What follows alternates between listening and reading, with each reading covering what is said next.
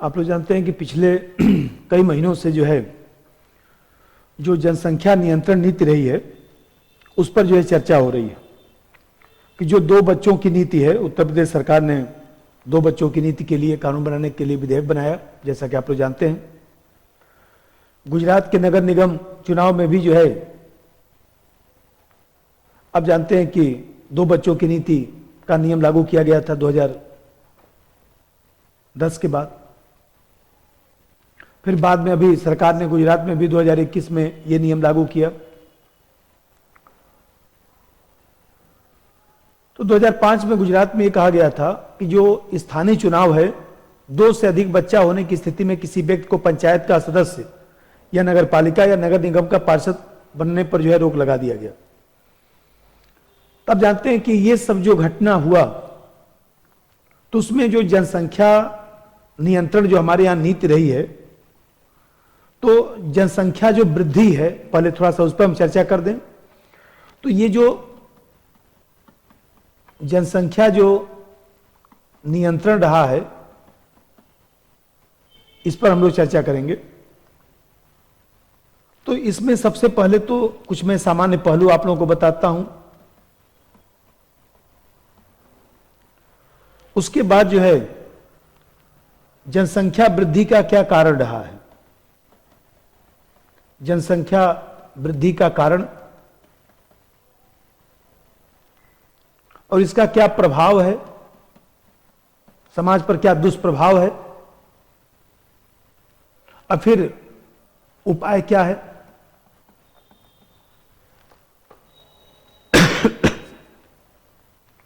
तो देखिए, हम लोग के यहां जो है ऐसे समझिए कि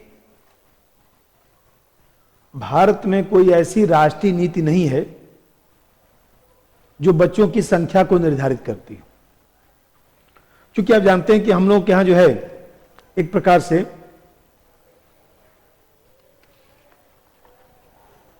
जो परिवार नियोजन और जनसंख्या नियंत्रण है, परिवार नियोजन एवं जनसंख्या नियंत्रण, यह जो विषय है वह पहले राज्य सूची का विषय था। 42वां संविधान संशोधन 1976 द्वारा जो है इसे समवर्ती सूची में रख दिया गया। इसका मतलब यह हुआ कि परिवार नियोजन और जनसंख्या नियंत्रण पर केंद्र सरकार और राज्य सरकार दोनों कानून बना सकती है।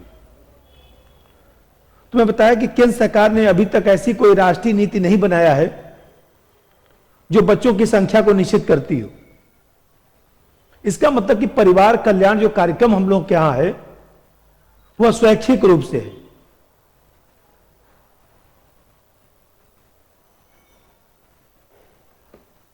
परिवार अपने जो है सुविधा के अनुसार जो है बच्चों की संख्या बढ़ा सकता है। अब जानते हैं कि दिसंबर 2020 की बात है, एक PIL भी दायर किया गया और कहा गया कि 2 या 2 से अधिक जो बच्चे हैं जिनके परिवार में, उनको सरकारी नौकरी, सब्सिडी, मताधिकार और संपत्ति, निःशुल्क आश्रय, ये सब सुविधाओं से वंचित कर दिया जाए। तो सुप्रीम कोर्ट ने जो है यही मुद्दा उठाया कि भाई ये तो सरकार का काम है ना, सुप्रीम कोर्ट कोई कानून थोड़ी बना सकता है। स्वास्थ्य और परिवार कल्याण जो मंत्रालय है उसने जो अपनी रिपोर्ट दी, उसने कहा कि भाई इस तरह की बाध्यता को हम लागू नहीं कर सकते हैं क्योंकि इस पर कोई कानून तो बना नहीं है। इस तरह से यह मामला खारिज हो गया। लेकिन आप देखते हैं कि 11 जुलाई 2021 को विश्व जनसंख्या दिवस जो मनाया जाता है, तो आप जानते हैं कि विश्व जनसंख्या दिवस के अवसर पर जो है उत्तर प्रदेश सरकार द्वारा नई जनसंख्या नीति घोषित की गई। 2021 से 2030 10 वर्षों के लिए नई जनसंख्या नीति घोषित की गई और इसमें जो है कहा गया कि 2 बच्चों की नीति। तो यहीं से ये मामला जो है थोड़ा सा चर्चा में आया है। अब देखिए, इसमें सबसे बड़ी बात यह है कि भाई हम लोगों के यहां जो है देखा जाए तो किसी भी देश में आर्थिक विकास मुख्यतः दो बातों पर ही निर्भर करता है। एक तो प्राकृतिक संसाधन और दूसरा मानवीय संसाधन। और यह भी जानते हैं कि आर्थिक विकास में सबसे महत्वपूर्ण योगदान मानवीय संसाधनों अर्थात जनसंख्या का होता है। जनसंख्या आर्थिक विकास का साधन नहीं बल्कि साध्य भी है।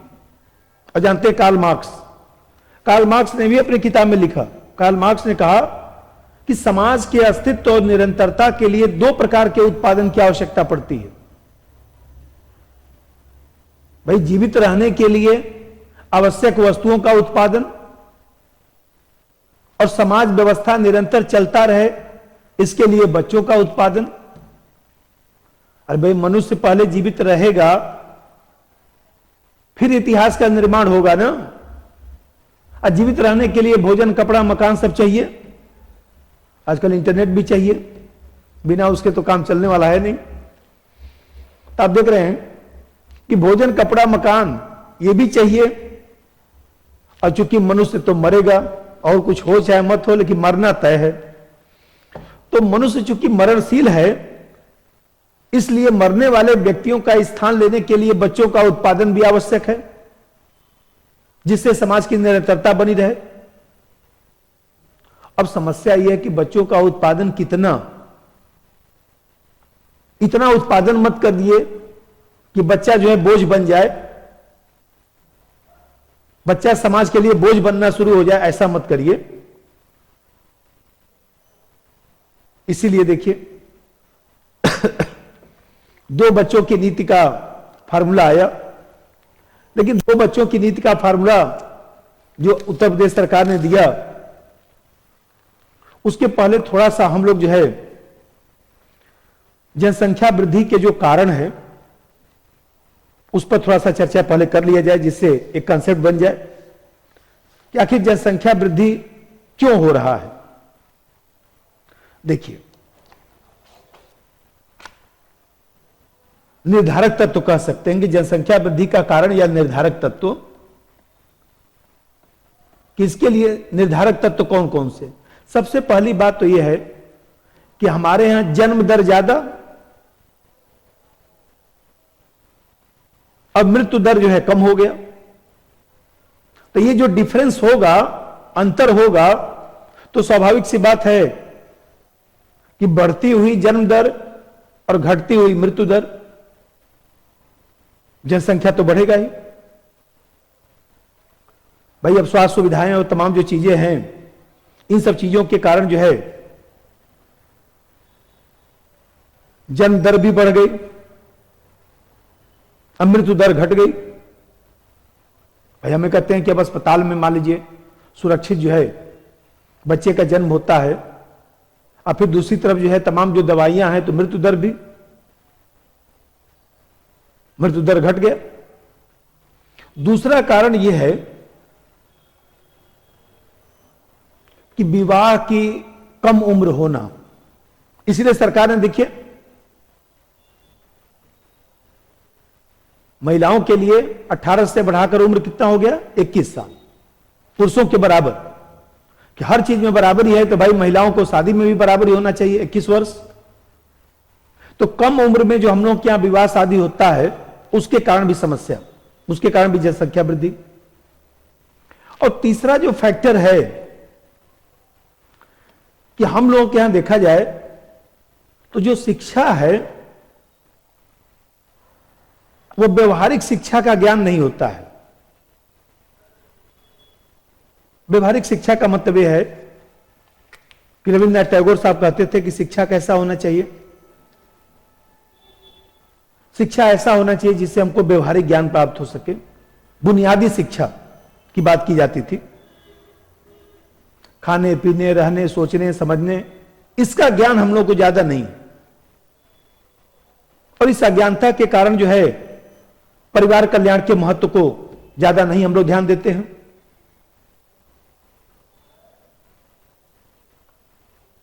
और फिर जो हम लोग के यहां धार्मिक मान्यता है धार्मिक मान्यताएं जो हैं वो भी एक समस्या बन रहा है। भाई देखिए, धार्मिक मान्यता का मतलब यह है कि हमारे यहां धर्म में तमाम जो विसंगति है, धर्म में विसंगति कहने का मतलब यह है कि तमाम जो धर्म है, अलग अलग जो मान्यताएं हैं,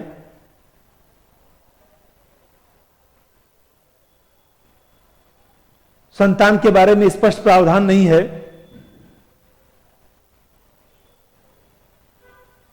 मान लीजिए जैसे हिंदू लोग मानते हैं कि बिना पुत्र के जो है मोक्ष नहीं मिल सकता,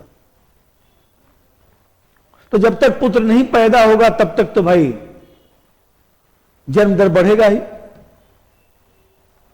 मुस्लिम लोगों में जो है बहुपत्नी प्रथा है, जन्म पर कोई धार्मिक रुकावट नहीं है, जिसके कारण जनसंख्या बढ़ता है। भले ही हम धर्मनिरपेक्ष हैं, लेकिन धर्म से अलग नहीं हो सकते।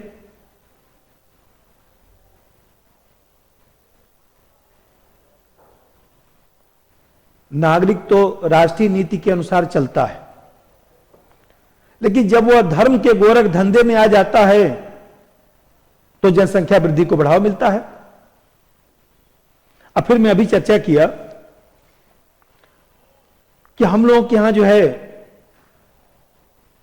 Lack of political will power, राजनीतिक इच्छा शक्ति की कमी, राजनीतिक इच्छा शक्ति की कमी। राजनीतिक इच्छा शक्ति की कमी का मतलब यह है कि आपको ध्यान होगा कि इंदिरा गांधी का जब शासन था तो संजय गांधी ने जो है उस समय नसबंदी कार्यक्रम को बढ़ावा दिया। 1977 में चुनाव हारने में कांग्रेस पार्टी के ये भी एक फैक्टर काम किया। जबरदस्ती लोगों को नसबंदी करा दिया गया, इसे हादसा कहा गया। अन्य विपक्षी नेताओं ने खूब इसका प्रचार प्रसार किया।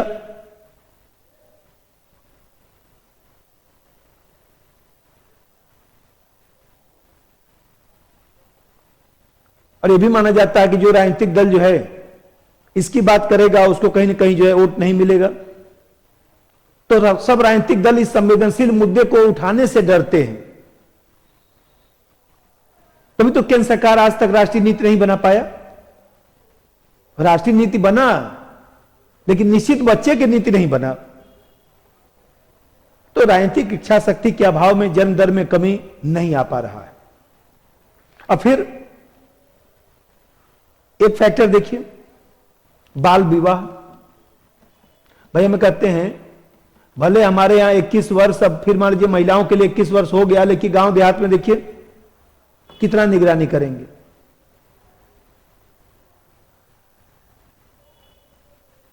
गांव देहात में कोई पूछने वाला नहीं है, शादी ब्याह हो जाता है। तो बाल विवाह भी एक फैक्टर है। और सबसे बड़ी बात यह है कि हमारे यहां जो है विवाह को धार्मिक संस्कार माना जाता है कि नहीं, विवाह भी जैसे जन्म लेना, विवाह करना, बच्चे पैदा करना, यह हमारे यहां धार्मिक संस्कार हो गया, जिसके कारण भी ज्यादा लोग विवाह करते हैं। किसी का नहीं भी मन कर रहा है तो घर वाले इतना ज्यादा फोर्स कर देंगे कि विवाह करना ही पड़ेगा, कि भाई क्यों नहीं विवाह कर रहे हो। अब कितना कारण बताएगा, उससे अच्छा विवाह कर लेने भलाई है। तो विवाह को धार्मिक संस्कार मानना, अरे भाई किसी का नहीं मन कर रहा है, छोड़िए, हटाइए। लेकिन कहां यहां छोड़ने वाले लोग हैं। आप देख रहे हैं कि विवाह को धार्मिक संस्कार मानना, यह भी एक फैक्टर है। और फिर देखिए अभी जो बताया, पुत्र प्राप्ति की लालसा, कि पुत्र प्राप्ति होगा तभी मोक्ष मिलेगा। अब किसी की 2 बच्चियां हो गई, तीसरा बच्चा भी हो सकता है पुत्र हो जाए। अब फिर जो गरीब लोग हैं थोड़ा सोचते हैं कि भाई जितने बच्चे रहेंगे उतना रिक्शा चला लेंगे, ऑटो चला लेंगे, कुछ काम धंधा कर लेंगे, खेती कर लेंगे। गांव देहात में 5 बच्चे रहेंगे, थोड़ा मार भी कर लेंगे, झगड़ा भी कर लेंगे, गांव में थोड़ा सा दबंग की स्थिति बनी रहेगी। एक बच्चा रहेगा तो मान लीजिए कहीं बीच में मर गया तो ये सब जो सोच है उसके कारण भी। अब भारत में जो जलवायु है,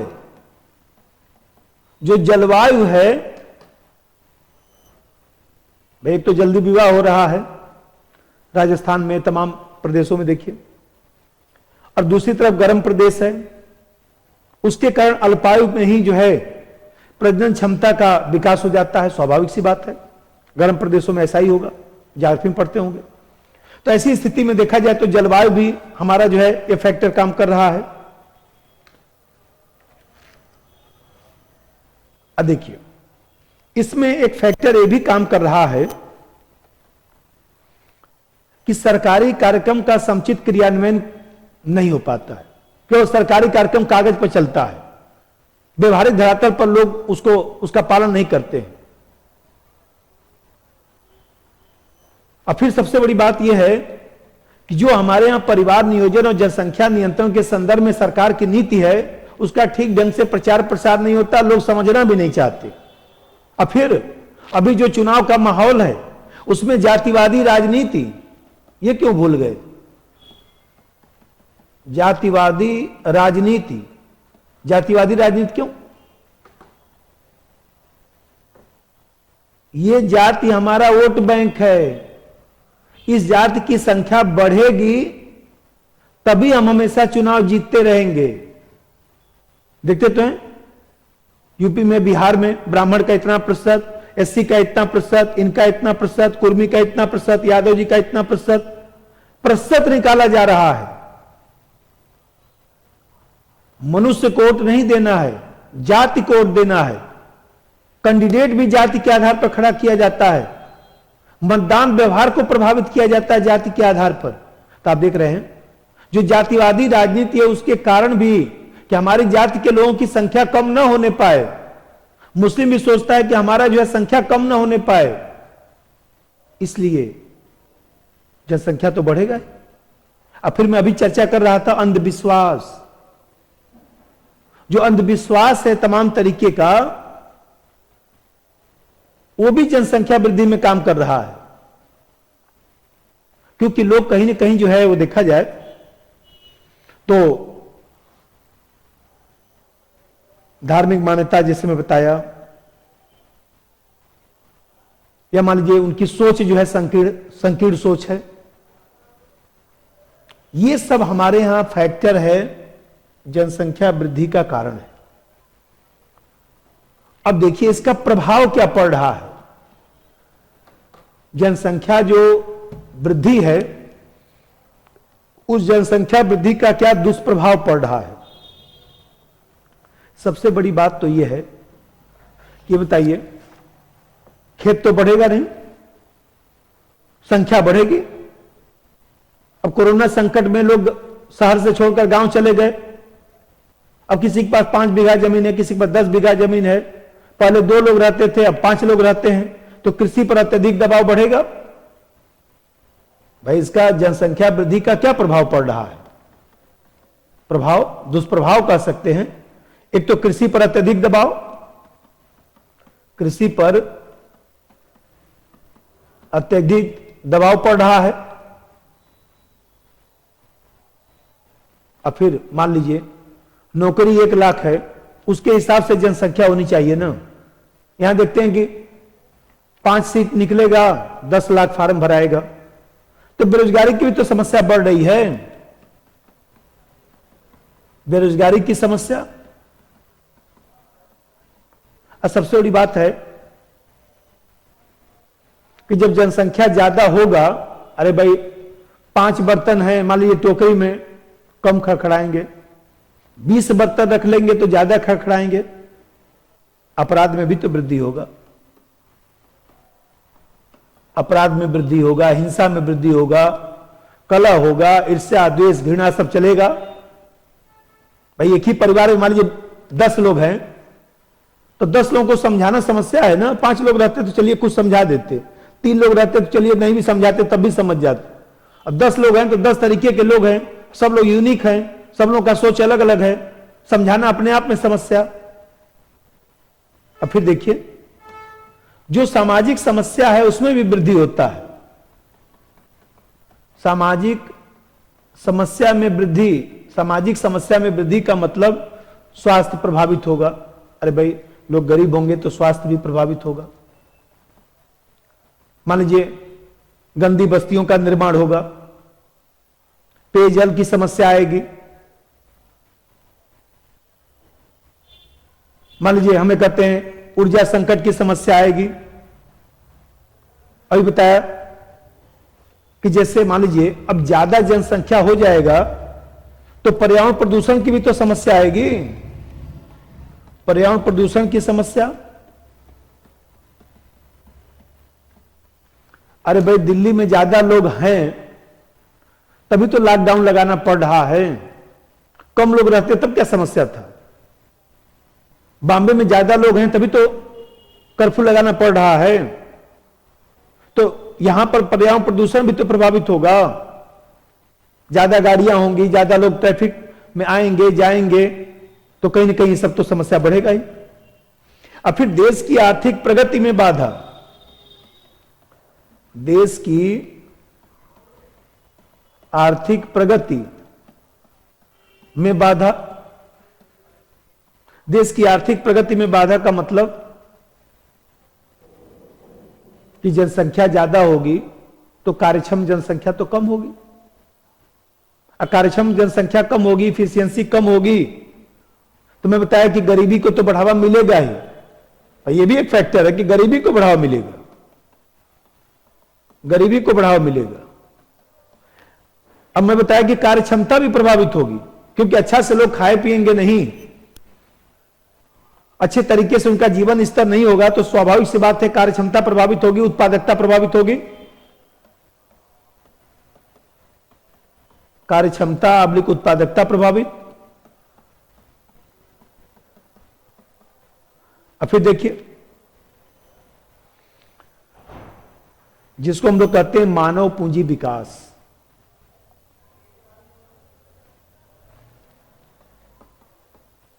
तो मानव पूंजी विकास, मानव पूंजी विकास प्रभावित होगा। भाई जो अवसर हैं, अब नौकरी के अवसर हैं, तो अवसर पर भी तो ज्यादा बोझ पड़ेगा। अवसरों पर ज्यादा बोझ, प्राकृतिक संसाधनों पर ज्यादा बोझ, प्राकृतिक संसाधनों पर ज्यादा बोझ,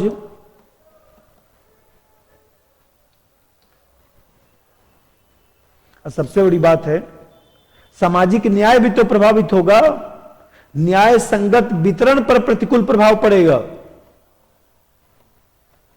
न्याय संगत वितरण पर प्रतिकूल प्रभाव, मतलब सामाजिक न्याय प्रभावित होगा। ये बताइए, हमारी राष्ट्रीय सुरक्षा भी तो प्रभावित होगी। राष्ट्रीय सुरक्षा प्रभावित, जो धन हम लोग को सुरक्षा में लगाना चाहिए वो कल्याणकारी योजना में लगेगा। फिर ये बताइए, अंतर्राष्ट्रीय स्तर पर साख भी तो कमजोर होगी, देश की भी तो अर्थव्यवस्था बर्बाद होगी। अंतर्राष्ट्रीय स्तर पर साख प्रभावित,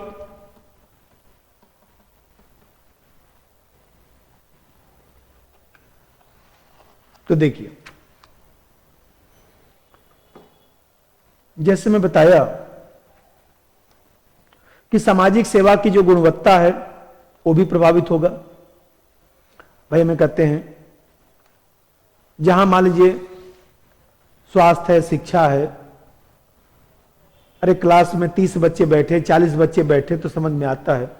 एक ही क्लास में 2000 बच्चा लोग बैठा हुआ है।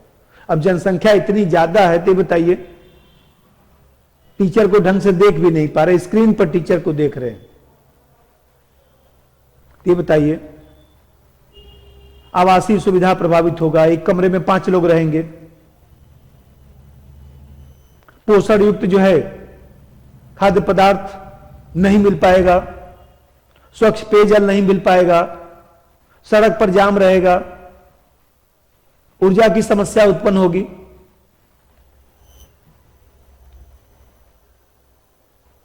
शहरी सुविधाएं, नगरीकरण की समस्या आएगी।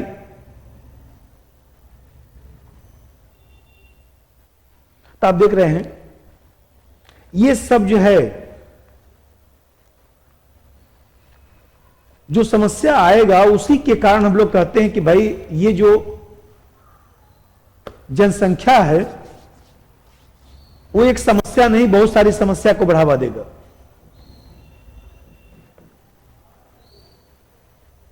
इसीलिए विकासशील जो देश हैं, भारत है, चाहे चीन है, चाहे बांग्लादेश है, पाकिस्तान है, इन सब देशों में इसीलिए इसको समस्या माना जाता है।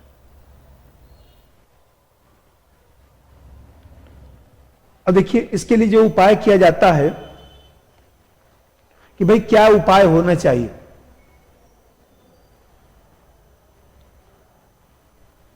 तो देखिए हम लोग क्या, मैं बताया कि हम लोग के यहां जो जनसंख्या वृद्धि को रोकने के लिए जो तरीका अपनाया गया, 1950 के दशक में हम लोग के यहां जो है, मतलब 1951 में ही परिवार नियोजन कार्यक्रम की रूपरेखा तैयार की गई। अब परिवार नियोजन की रूपरेखा जो तैयार हुई, तो आप जानते हैं कि 1952 में जब भारत ने इस कार्यक्रम को लागू किया, परिवार नियोजन कार्यक्रम को लागू किया, तो विश्व का पहला देश भारत ही था। 1960 के दशक में जो है जनसंख्या नीति बनाने का सुझाव दिया गया और पहली बार देश में 1976 में जो है जनसंख्या नीति की घोषणा की गई। 1981 में कुछ सुधार भी किया गया। फिर आप देखे होंगे कि एमएस स्वामीनाथन की अध्यक्षता में एक कमेटी बनी थी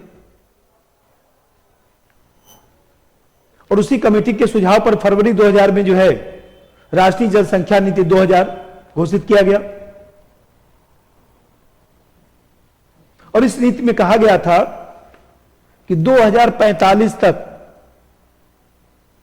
जनसंख्या स्थायित्व के लक्ष्य को प्राप्त कर लिया जाएगा, जनसंख्या स्थिरीकरण को प्राप्त कर लिया जाएगा। इसीलिए हमारे यहां जो है आप देखे होंगे कि हर जगह लोकसभा की संख्या, मान लीजिए लोकसभा में सदस्यों की संख्या, विधानसभा में सदस्यों की संख्या सब 2045 तक स्थिर कर दिया गया कि भाई 2026 तक लिखा गया कि 2026 तक जो है कोई मतलब कि सीटों की संख्या नहीं बढ़ेगी। अब कहा जा रहा है कि 2045 तक जो है, आप जानते हैं कि उस समय रिपोर्ट नहीं आया था, उसने कहा कि 2045 तक जाकर होगा कि केरल, यूपी, बिहार सबका जनसंख्या वृद्धि दर लगभग समान हो जाएगा। संविधान में तो 2026 ही लिखा गया, 84वां संविधान संशोधन द्वारा, 84वां संविधान संशोधन 2000 द्वारा, कि 2026 तक सीटों की संख्या नहीं बढ़ेगी। देखिए हम लोगों के यहां जो जनसंख्या नियंत्रण परिवार नियोजन का जो कार्यक्रम लागू है उसको काहिरा मॉडल कहा जाता है। काहिरा मॉडल, जो प्रयास पर मैं चर्चा कर रहा था, तो हम लोग के यहां काहिरा मॉडल है। काहिरा मॉडल का मतलब होता है कि शिक्षा और जागरूकता के प्रयास द्वारा जो है छोटे परिवार रखने के लिए लोगों को प्रेरित करना। अधिकांश देशों में काहिरा मॉडल ही चलता है। सबसे पहले काहिरा में सम्मेलन में इस बात को कहा गया था, इसीलिए इसको काहिरा मॉडल कहा जाता है। वहीं पर इसको लागू भी किया गया था। जैसे मैं बताया कि 2 बच्चों की जो नीति है, तो उत्तर प्रदेश सरकार ने 2 बच्चों की नीति को लागू किया। तो 2 बच्चों की नीति जो लागू किया गया, आप जानते हैं कि सरकार ने कहा कि भाई 8000 से अधिक सुझाव को हमने लिया और उसके आधार पर 2021 में जो है विधेयक जो बनाया गया, इसका नाम जो है उत्तर प्रदेश जनसंख्या नियंत्रण स्थिरीकरण कल्याण विधेयक 2021 रखा गया। और राज्य विधि आयोग ने जो है बाकायदे मसौदा तैयार किया, 2 चाइल्ड पॉलिसी का मसौदा तैयार किया। और कहा गया कि भाई जिस परिवार में, उस जो विधेयक में लिखा गया है, जिस परिवार में एक बच्चा है और स्वैच्छिक नसबंदी करा लिया गया है, तो वो बच्चा चाहे बीपीएल का हो चाहे बीपीएल के ऊपर हो, उसको सभी सुविधाएं दी जाएंगी। कानून जो लागू होगा, तो लागू होने के बाद 2 से ज्यादा जो बच्चे होंगे उनको कल्याणकारी योजनाओं का लाभ नहीं मिलेगा। और सरकार ने कहा कि भाई ये जो नीति हमने बनाया है, इसका उद्देश्य यह है कि 2026 तक जो है 2.1 और 2030 आते आते 1.7 जो है प्रजनन दर करना है। कि भाई जब जन्म दर कम होगा तो स्वाभाविक सी बात है कि धीरे धीरे जनसंख्या कम होगा। मृत्यु दर को जो है 197 से घटाकर 150 तक लाने का लक्ष्य है। शिशु मृत्यु दर को भी घटाने की बात की गई है कि इसको घटाकर 43 से 43 जो वर्तमान में है उसको घटाकर हम लोग जो है 32 और 32 से बाद में 2030 तक 22 तक लाएंगे।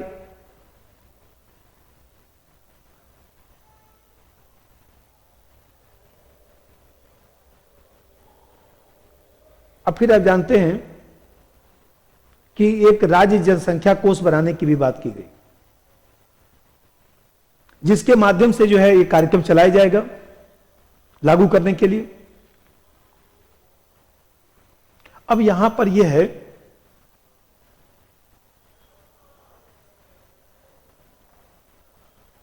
कि आखिर ये जो 2 बच्चा नीति है, 2 चाइल्ड पॉलिसी है, उसकी क्या आवश्यकता है।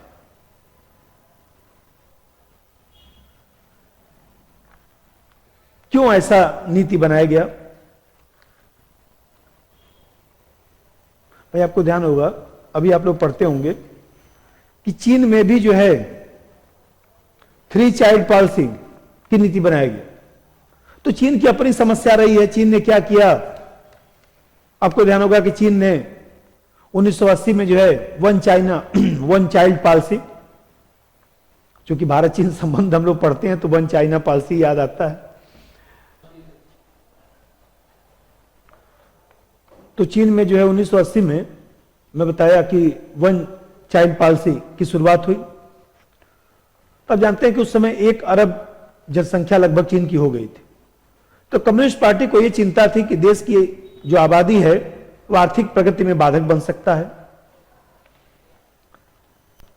एक बच्चा पैदा करने वाले परिवारों के लिए आर्थिक रूप से प्रोत्साहन दिया गया। आप जानते हैं उसके दुष्परिणाम भी रहे। इसके लिए जबरन नसबंदी और तमाम जो चीजें आप जानते हैं कि वहां पर की गई।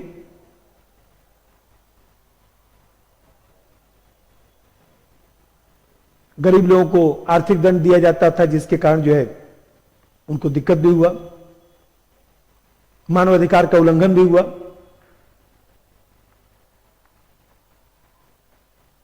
पुरुषों के पक्ष में लिंगानुपात भी प्रभावित हुआ था, क्योंकि एक ही बच्चा है तो ऐसी दशा में महिलाओं की संख्या कम होने लगी।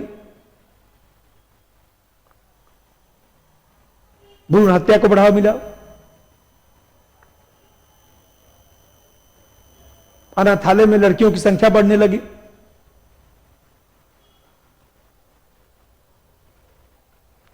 चीन में वृद्ध लोगों की संख्या बढ़ गई। भाई बच्चा जब आगे वाली पीढ़ी आएगा नहीं तो वृद्ध लोगों की संख्या तो बढ़ेगी।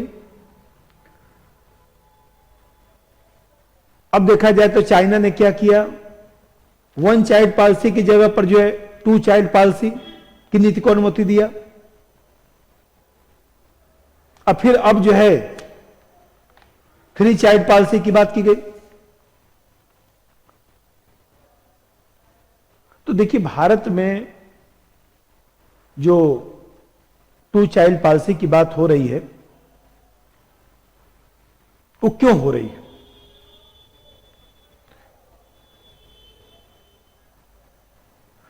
देखिए उसमें जो फैक्टर काम कर रहा है उस फैक्टर में एक तो फैक्टर यह है कि जो जीवन यापन है, शिक्षा है, एक तो फैक्टर ये है।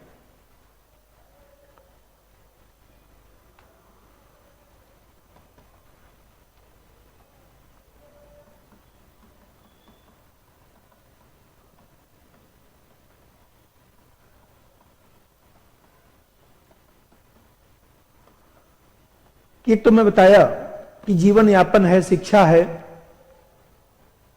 एक तो फैक्टर ये है। दूसरा चीज ये है कि जो हमारा प्राकृतिक संसाधन है वो सीमित है। तो प्राकृतिक संसाधन जब सीमित है तो ऐसी दशा में जो है प्राकृतिक संसाधनों पर बोझ ज्यादा पड़ेगा। इसके कारण भी कहा गया कि भाई ये पॉलिसी ठीक है।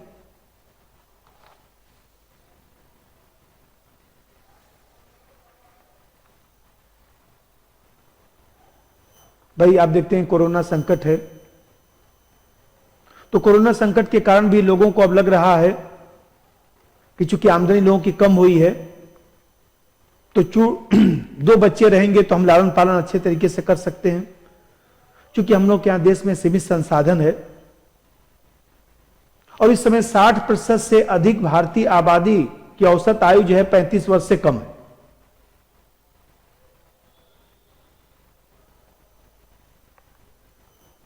तो अब ऐसी स्थिति में खुद सोचिए कि 2051 तक, 2050 तक जो है आबादी बढ़ेगी, क्योंकि जब 35-60% से ज्यादा लोगों का उम्र जो है 35 वर्ष से कम है तो उनका शादी विवाह होगा, एक एक बच्चा भी, तब भी तो संख्या बढ़ेगा। इसके कारण भी 2 चाइल्ड पॉलिसी पर बल दिया जा रहा है।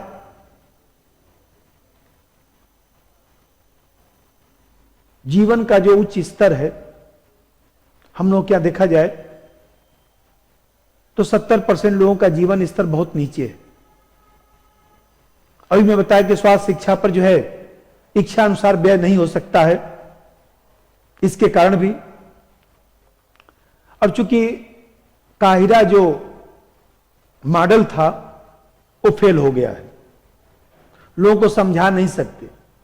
जो निर्धन व्यक्ति है, जो कम पढ़ा लिखा व्यक्ति है, उसको समझाने से कोई फायदा नहीं। इसलिए अब जो है कानून बनाकर इसको लागू करना पड़ेगा, क्योंकि संख्या निश्चित करनी पड़ेगी। एक तो ये भी फैक्टर है कि लोग यदि समझ जाते तो चलो भाई ठीक है, समझाकर ही काम चला लेते, लेकिन समझने को लोग तैयार नहीं। और एक चीज मैं अभी बता रहा था कि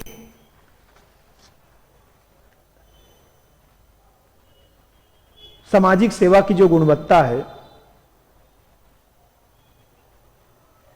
भाई हमें कहते हैं कि पोषण युक्त भोजन है, बेहतर आवासीय सुविधा है, सड़क है, परिवहन है, विद्युत है, इंटरनेट है। कम जनसंख्या होगा तभी तो अच्छे तरीके से सब दे पाएंगे। भाई हम कहते हैं कि मुंबई को लीजिए, दिल्ली को लीजिए, कोलकाता को लीजिए, मद्रास को लीजिए, तो यहां पर नगरीकरण की समस्या बढ़ रहा है, मलिन बस्तियों का विकास निरंतर हो रहा है। और कहा गया कि 2050 तक जो है शहरी आबादी डबल हो जाएगा, दोगुनी हो जाएगा। तो शहरी सुविधा जो है वो देखा जाए तो फिर उस पर भी प्रभाव पड़ेगा।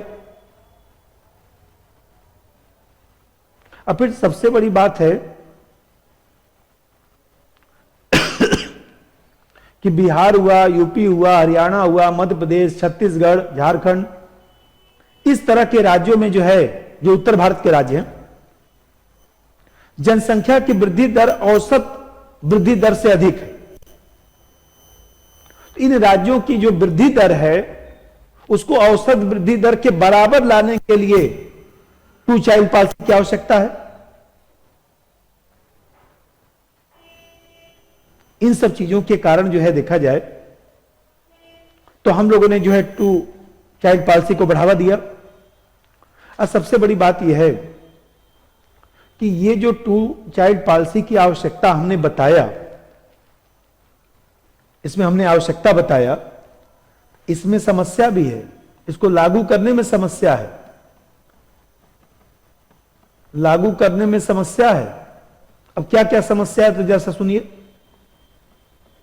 देखिए, सबसे बड़ी समस्या तो हमारे यहां यह है कि कानून बन जाएगा तो निगरानी कैसे होगा।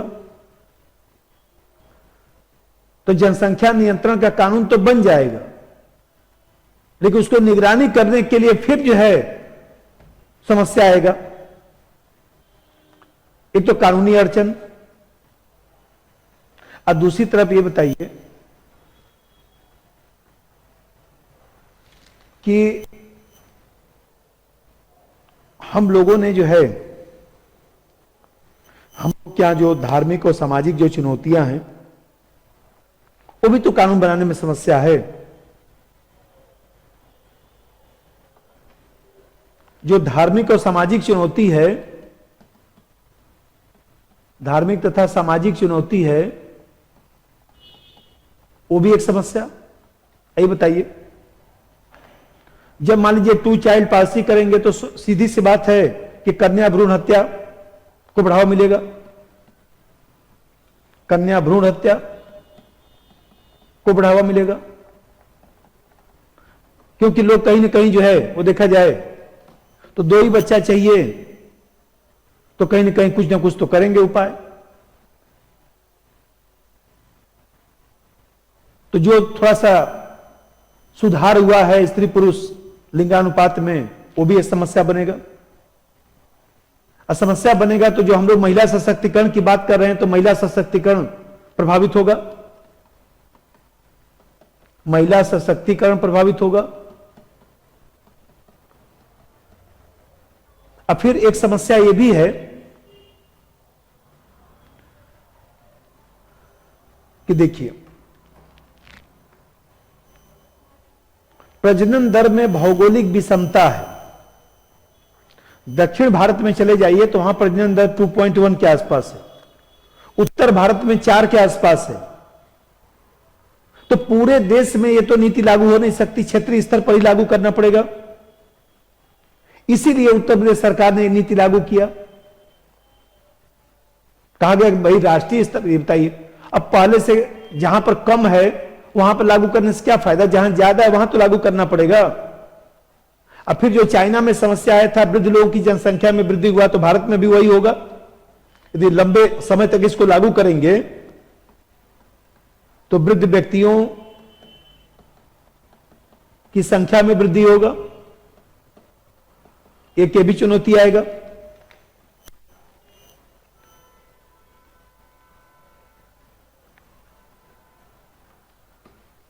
देखिए, जो एक व्यवहारिक समस्याएं हैं उस पर भी थोड़ा मैं चर्चा करूं। व्यवहारिक समस्या यह है कि हमारे यहां जो है लोग क्या करेंगे, मान लीजिए महिला गर्भवती हो गई तो महिला तलाक दे देंगे, तो तलाक की समस्या भी बढ़ेगा। तीसरा बच्चा हो गया तो उसको छोड़ देंगे, बेदखल कर देंगे, ये सब समस्या बढ़ेगा।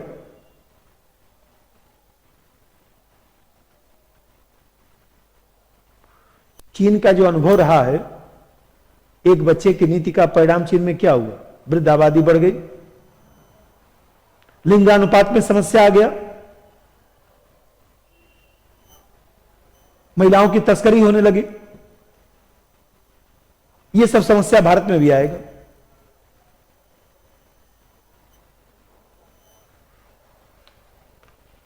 देखिए, एक ये भी चीज है कि 1994 में जो है जनसंख्या और विकास पर जो अंतर्राष्ट्रीय सम्मेलन हुआ था, भारत भी उसमें शामिल था। उसमें जो है बच्चों की संख्या निश्चित करने का विरोध किया गया था कि जो दंपत्ति है वो स्वैच्छिक रूप से निर्णय ले।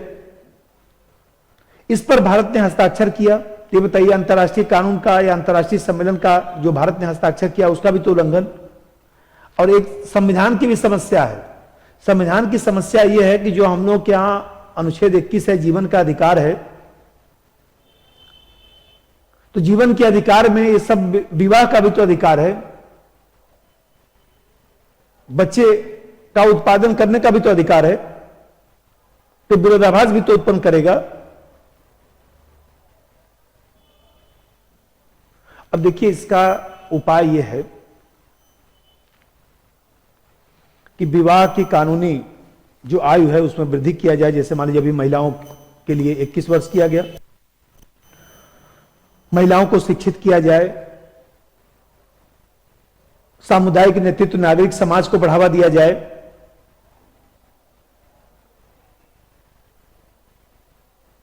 लोगों के स्वास्थ्य पर ध्यान दिया जाए, परिवार नियोजन के लिए जो वैज्ञानिक और तकनीकी संसाधन हैं उसकी ओर ध्यान केंद्रित करना चाहिए।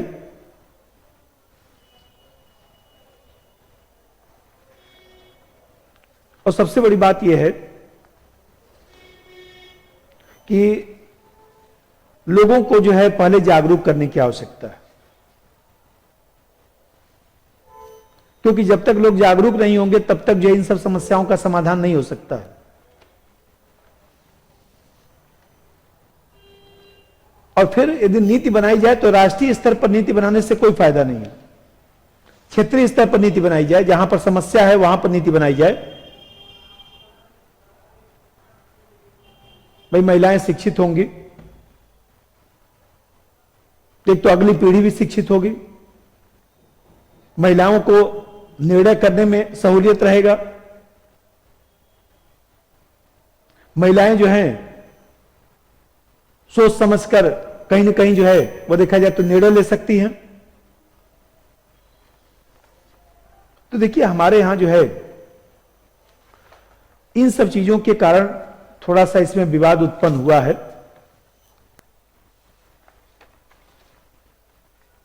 कि भाई हमें कहते हैं कि राष्ट्रीय स्तर पर नीति तो हम नहीं बना सकते हैं, लेकिन क्षेत्रीय स्तर पर नीति अवश्य बननी चाहिए।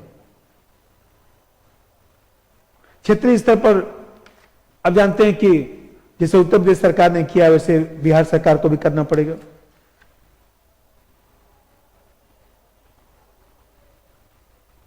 केंद्र सरकार को भी देखा जाए तो तकनीकी सहायता देना पड़ेगा, केंद्र सरकार को वित्तीय सहायता देना पड़ेगा।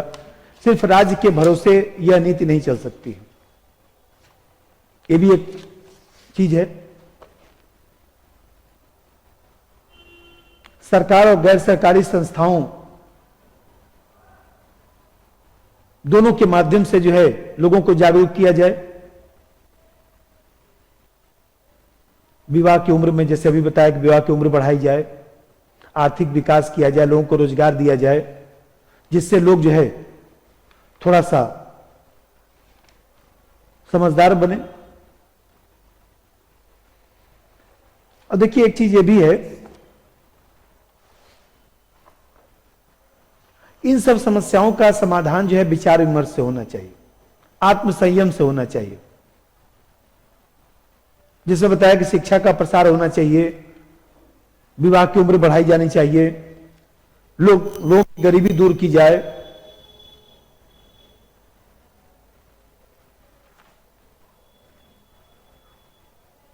सर्वपल्ली राधाकृष्णन साहब जो है जब राष्ट्रपति थे तो उन्होंने कहा था कि भारत में बढ़ती हुई जनसंख्या एक खतरे का संकेत है, जिसकी उपेक्षा करने से हमारा राष्ट्रीय जीवन बर्बाद हो सकता है। आज देखिए, वास्तविकता है, जनसंख्या विस्फोट वास्तव में राष्ट्र के लिए चुनौती बन गया है। सब समस्याएं इसी के इर्द गिर्द घूम रही हैं, चाहे वो गरीबी हो, भूखमरी हो, खाद्य पदार्थ पोषण की कमी हो, बीमारी हो, बेरोजगारी हो, मूल्य वृद्धि हो। और भाई डिमांड ज्यादा होगा तो मूल्य तो बढ़ेगा ही ना, आर्थिक विकास हो, सब जनसंख्या वृद्धि के कारण ही। इसलिए हम लोगों को जो है इसके लिए निरंतर प्रयास करना चाहिए, व्यवहारिक आयामों पर विचार करना चाहिए और आवश्यकता पड़ने पर कठोर कदम भी उठाए जाए। क्योंकि कहीं ना कहीं जो है जो जनसंख्या वृद्धि है वो संपूर्ण समाज, समावेशी विकास, समग्र विकास, सबको प्रभावित करता है। तो ये चर्चा हम लोग यही विराम देते हैं और फिर जो है अगले वीडियो में हम लोग जो है कुछ नए मुद्दों को लेकर मैं आऊंगा। धन्यवाद। सब्सक्राइब कीजिए हमारे चैनल को और बेल आइकॉन को दबाइए हमारी लेटेस्ट वीडियो सबसे पहले देखने के लिए।